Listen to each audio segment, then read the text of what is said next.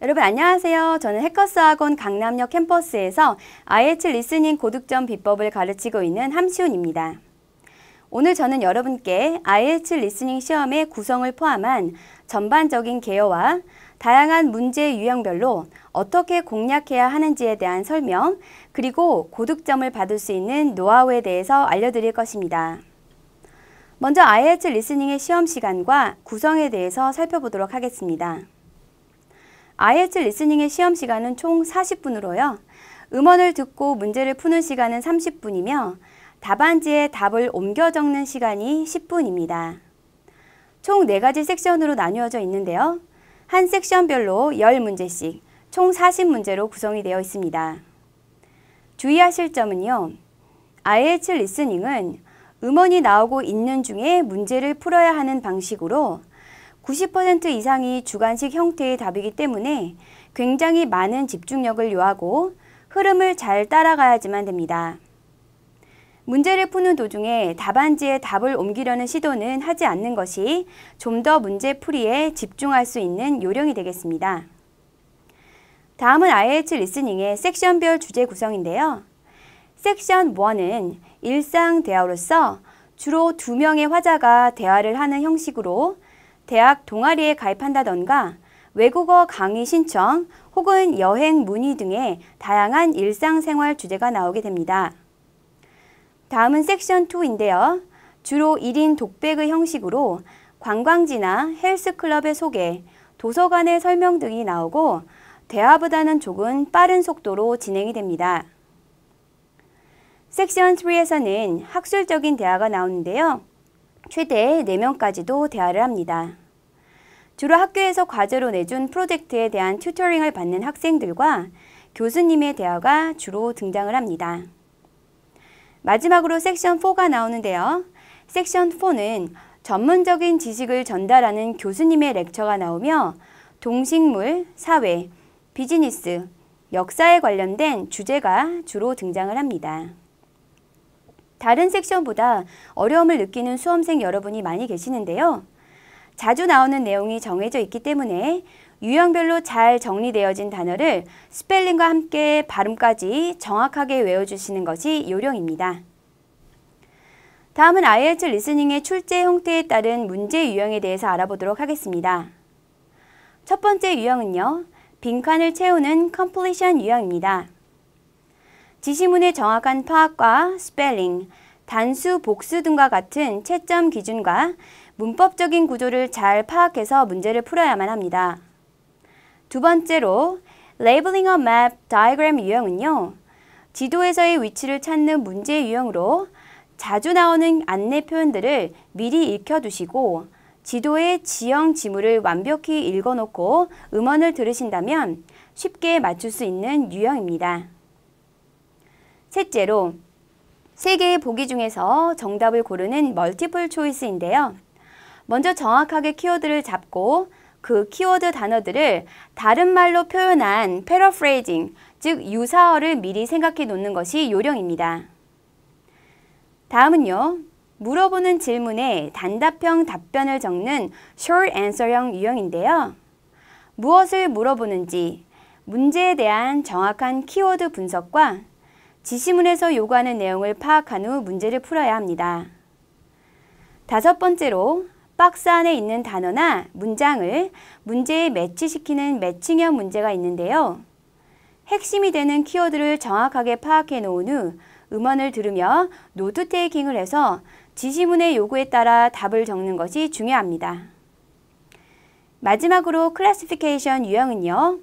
보기로 제시된 내용과 문제들을 각각 해당되는 내용으로 분류하는 문제로서 키워드를 잘 찾아놓고 패러프레이징에 염두를 두면서 문제풀이에 들어가야 합니다. 문제 유형별 공략법에 대해 지금까지 알아보았는데요. 그 중에서 멀티플 초이스 문제를 푸는 요령에 대해서 자세히 설명해 드리도록 하겠습니다. 첫 번째 문제입니다. In what country did Ultimate originate? Ultimate이라는 게임이 어느 나라에서 처음 시작되었는가 라는 질문인데요. 세 나라의 이름이 함께 나와 있습니다.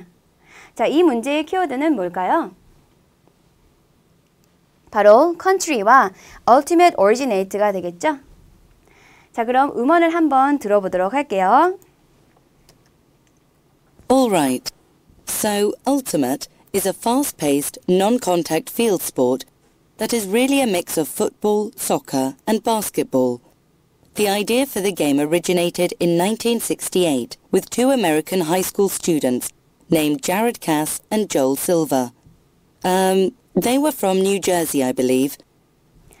자, 두 번째 문장을 보시면요.